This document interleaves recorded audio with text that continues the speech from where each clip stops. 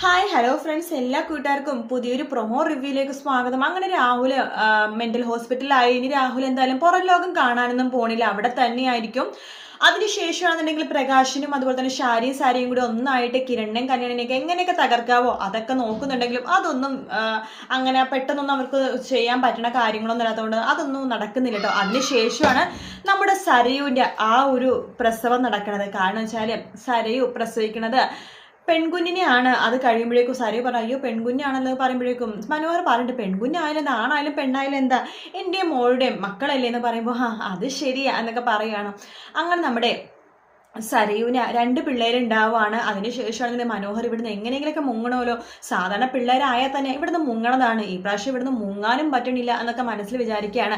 അങ്ങനെ ഒരു ദിവസം മനോഹർ വിചാരിക്കുകയാണ്, എന്തായാലും എനിക്ക് ഇവിടുന്ന് പൈസയും കാര്യങ്ങളൊന്നും കിട്ടാൻ പോകുന്നില്ല, മുങ്ങിയേക്കാം എന്ന് വിചാരിച്ച് മനോഹർ അവിടുന്ന് മുങ്ങുവാട്ടോ. അങ്ങനെ മനോഹർ എന്തായാലും 100% അവിടുന്ന് മുങ്ങുന്നുണ്ട് കേട്ടോ.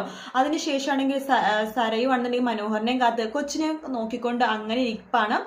ശേഷം മനോഹർ എന്തായാലും സരയുവിൻ്റെ അടുത്ത് വരുമെന്ന് ഉറപ്പാണ്. മനോഹർ എന്തായാലും ഒളിച്ചോടി പോകുന്നുള്ള കാര്യം ഉറപ്പാണ് നമ്മുടെ സരയു പ്രസവിക്കുമ്പോൾ തന്നെ. അത് മാത്രമല്ല, ഷാരിക്കും സരയുവിനും അപ്പോഴാണ് മനസ്സിലാവുന്നത് മനോഹർ ഒരു ഫ്രോഡായിരുന്നു, തന്നെ പറ്റിക്കുമായിരുന്നു.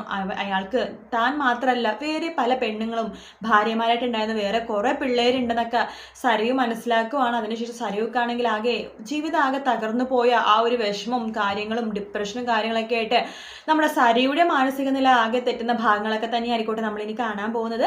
വീഡിയോ ഇഷ്ടപ്പെട്ടെങ്കിൽ ലൈക്ക് ചെയ്യാൻ മറക്കരുത്, സബ്സ്ക്രൈബ് ചെയ്യുക. അതുപോലെ തന്നെ വേറൊരു കാര്യം കൂടിയുണ്ട്, ശരണ്യയുടെ ആ ഒരു ഇതുണ്ടല്ലോ, പഴയ ആ ഒരു ഭർത്താവിനെ ശരിക്കും പറഞ്ഞാൽ ഇടിച്ച് നിരപ്പാക്കി വിക്രം സ്ഥലം വിട്ട കാര്യം, അതൊക്കെ തന്നെ ശരണ്യ തുറന്നു പറയാൻ പോണ രംഗങ്ങളും കൂടിയിട്ടാണ് കേട്ടോ. കാരണം ശരണ്യക്ക് ഇനി കാര്യങ്ങളൊന്നും മറച്ചു വെക്കേണ്ട കാര്യമില്ല. അപ്പം അതുകൊണ്ട് തന്നെ ശരണ്യം ആ കാര്യങ്ങളൊക്കെ തന്നെ തുറന്നു പറയും, ഞാൻ നിങ്ങൾ ഇത്രമാത്രം ഉപദ്രവിക്കാനുള്ള റീസൺ എൻ്റെ ഭർത്താവും ഞാനും ഒരുമിച്ച് സന്തോഷത്തോടെ ജീവിക്കുന്ന സമയത്ത് ഈ വിക്രമാണ് എൻ്റെ ജീവിതം തകർത്തത്, ആ ഒരു ദേഷ്യം തന്നെയാണ് എനിക്ക് ഇവനോടുള്ളതും എന്നും ശരണ്യ പറയാൻ പോകുന്ന നിമിഷങ്ങളാണ് അടുത്താഴ്ച സംഭവിക്കാൻ പോകുന്നത്. വീഡിയോ ഇഷ്ടപ്പെട്ടെങ്കിൽ ലൈക്ക് ചെയ്യുക, സബ്സ്ക്രൈബ് ചെയ്യുക, കമൻറ്റ് ചെയ്യുക. മറ്റൊരു വീഡിയോ ആയിട്ട് നാളെ കാണാം. Bye bye.